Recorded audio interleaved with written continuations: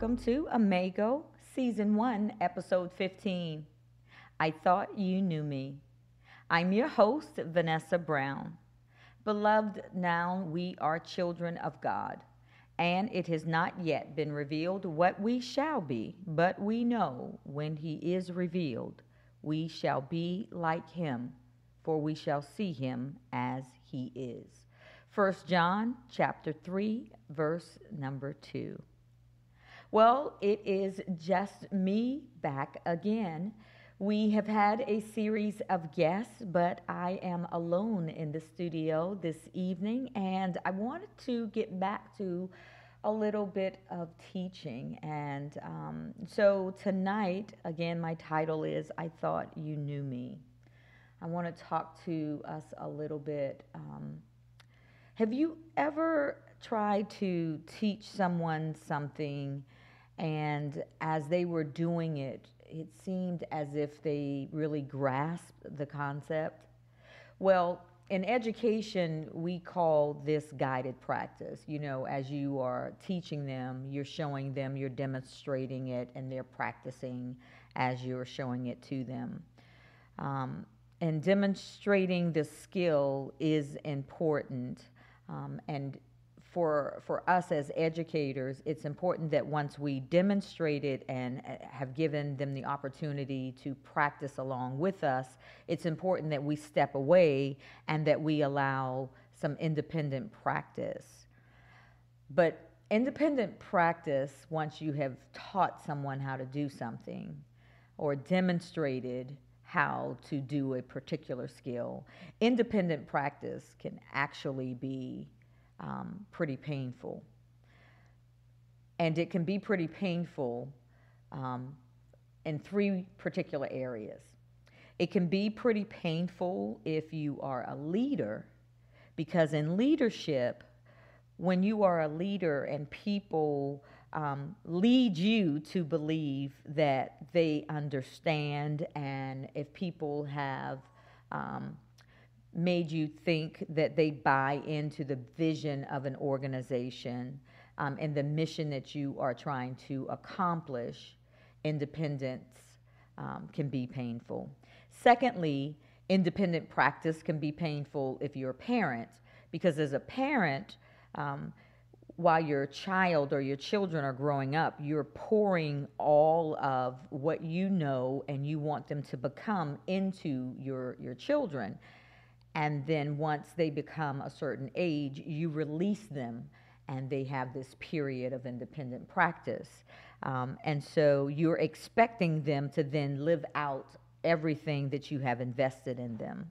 And sometimes then, once they begin to practice this independence, it can become painful for you as the parent.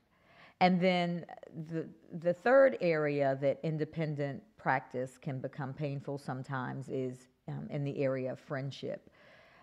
Because as a friend, oftentimes you are giving a person all of your love and all of your support, believing that they love you the same until it is time for them to reciprocate that same type of love and support to you, and you find out that it's not the same.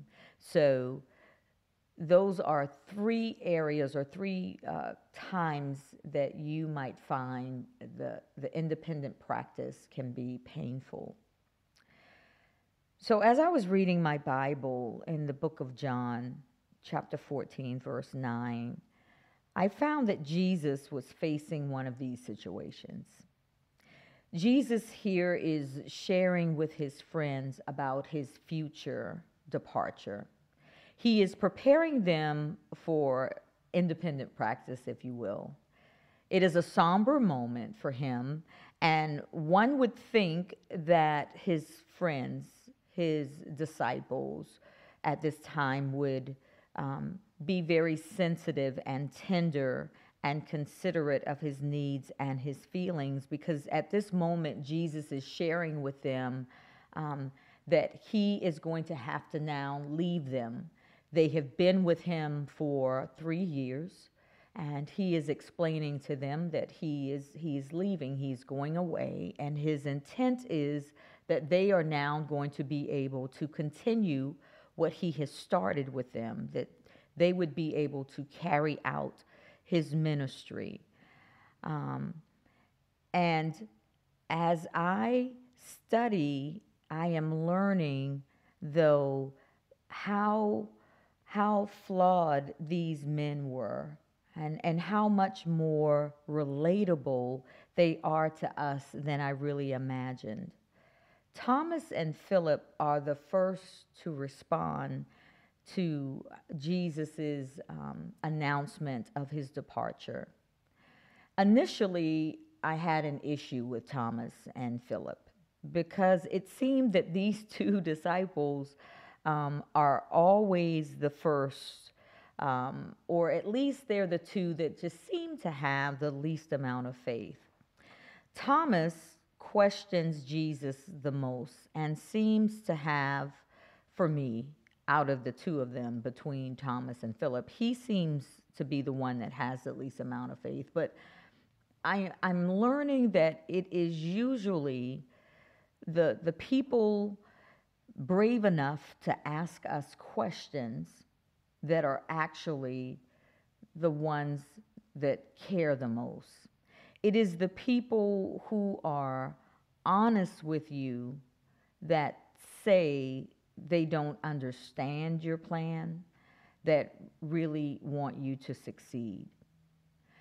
So I changed my perspective, I think, about how I feel and look at Thomas. So it's not that I have an issue now with Thomas's faith, but I see him through a different lens. Thomas was brave enough at this moment to actually tell Jesus the truth. He shares with Jesus that he does not understand. And I believe that the question we have to ask ourselves is, can we stand to have people in our lives like Thomas who are blatantly honest with us? In verse 5, Thomas says to Jesus, I don't know where you are going, so how could we possibly know the way? You see, it was Thomas's honesty that actually got him access to the answer. Jesus says to Thomas, I am the way. In other words, I am the road, because the translation of the word way is road. He says to Thomas, I am the truth. The translation of the word truth is reality. And he says to Thomas, I am the life. Translation of the word life is vital spirit. So what Thomas did not understand, and by being honest with Jesus, he gets clarity.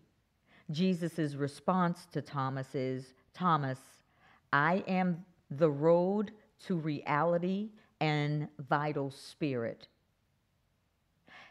And then Thomas's second question, his second question was, or how can I know where you're going?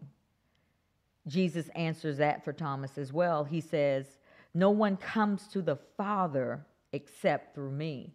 So Jesus answers Thomas's question, I don't know where you're going. He answers the question for him. I'm going to the Father, because no one comes to the Father except through me. Then I think I probably have missed this the entire time I've read the Bible, but this time I saw it with clarity. Then there is this blessing that Jesus gives Thomas. Jesus says to him, if you really knew me, you would know my Father as well. From now on, you do know him and you've seen him. Thomas's question, His honesty about his level of understanding led to Jesus blessing him. The truth is, it doesn't matter what you do. It doesn't matter how long you hang around God or God's people. You will not know God. You will not know his Son, Jesus Christ, or his Spirit until you are honest with him and until you develop a relationship with him. I think that we have equated for too long salvation with a relationship with Jesus Christ. And there is a distinct difference. Yes, if you have accepted Jesus Christ as your Savior, you are saved. But that does not mean that you know him. Thomas had been with Jesus for 3 years, but he did not know the way. He did not know where Jesus was going. Thomas did not understand. As Jesus explains this to Thomas, as he's giving Thomas clarity, Philip says, "Just show us the Father, and that will be enough." Wait, what? Wait, Philip, what? What are you saying? Philip, now, just so that we have clarity, Philip was one of the first disciples. So we could probably give Thomas a pass for not understanding, but Philip, wait, now, you were one of the first to be with Christ. So if anybody should know him, you should know him. You have seen and you have heard everything from almost the beginning. So now I imagine, as my grandfather would say, in my mind's eye, I imagine that this conversation might have been a little different than the conversation between Thomas and Jesus. The conversation between Philip and Jesus was probably not pleasant. It was perhaps painful and disappointing for one or even both of them. Jesus' question resonated with me. It actually hung like really thick in the air, like it wouldn't go away from me when I read this. Don't you know me, Philip? Even after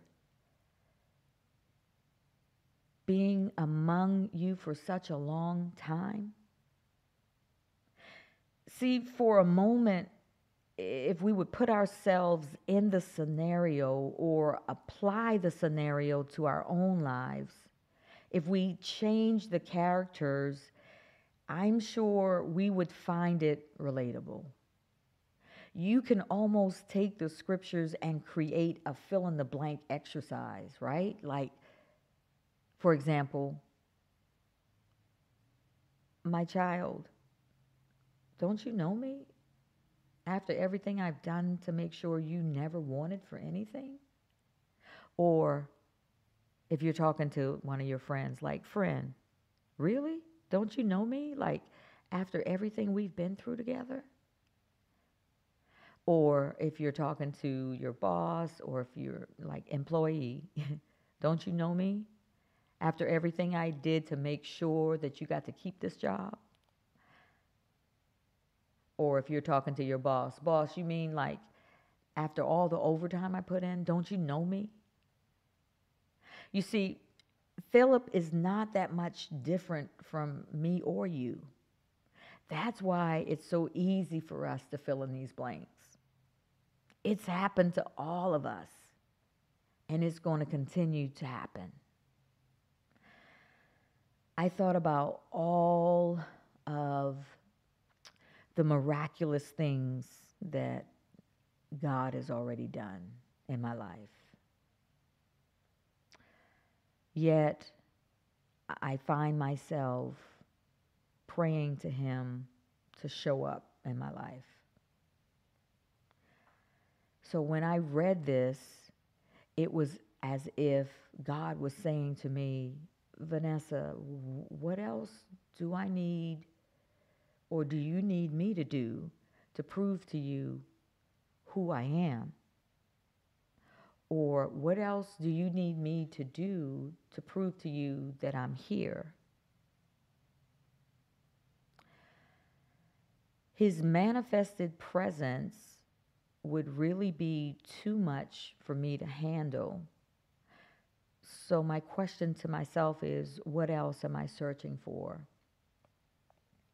And as I was studying this, one of the commentators stated that it's really not a bizarre thing that we have this almost innate desire to keep looking for God to show up. It wasn't so crazy that Philip was asking Jesus to show him the Father. It's almost as if since the existence of man, we keep looking for a God figure to show up. But what was so striking to me was that Christ was right there with them, right there performing the miracles, healing people, feeding the thousands, right there, turning the water into wine. Like Christ was right there. These things were happening for them in front of their eyes. Yet Philip said to Jesus, "Show us the Father." So the Spirit said to me, what is it that you're searching for? What are you looking for in the physical realm? What is it that He is not already doing? Or what is He already doing that you are not even aware of or paying attention to? He's been with you all this time, and you don't know Him. Jesus' question resonated with me because I heard Him asking me that question. Don't you know me, Vanessa? Even after all the things you've been through, don't you know me? How I kept you, how I saved you, how I educated you, how I have fought for you, how I have provided for you. Your marriage, how I've blessed you, your children, how I've fought for you, your health, your finances, how I've shielded you, your reputation, how I chose you, your ministry, how I've multiplied you, your businesses. You see, anyone who believes has faith. And faith, listen to this. Faith stops looking for God and starts looking like God. So I want us to shift our focus to looking like God. If we can get ourselves in line with His image and get our focus off of our image, maybe we can begin to know Him.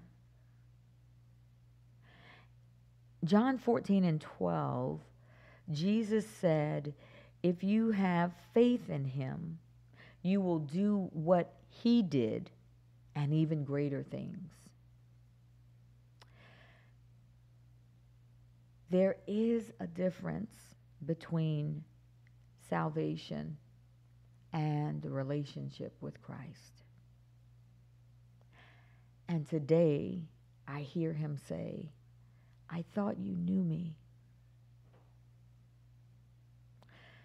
Thank you for joining us this evening. Please visit our website at amago.com and check out our coaching and leadership development services. And if you're interested in podcasting, we offer assistance with podcasting services, including studio, rental, and recording services. You can find us on social media at Amago for our weekly advertisements and information. And please don't forget to register for our weekly drawings that we advertise for through Facebook. And who knows, you might just be our next blessed listener like Loretta Graham. And congratulations, Loretta, again, who won our last gift card. Please download the podcast each week and share it with your friends and with your family. I am excited to say we are almost at 1,000 downloads in only 4 months.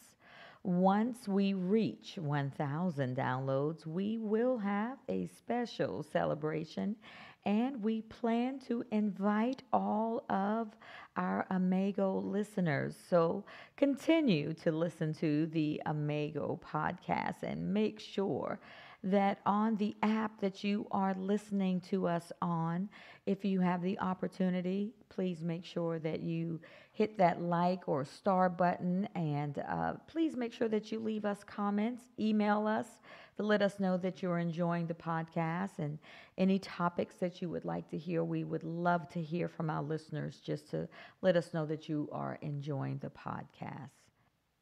We look forward to being with you next Tuesday at 7 p.m. Until then, we shall be just like him.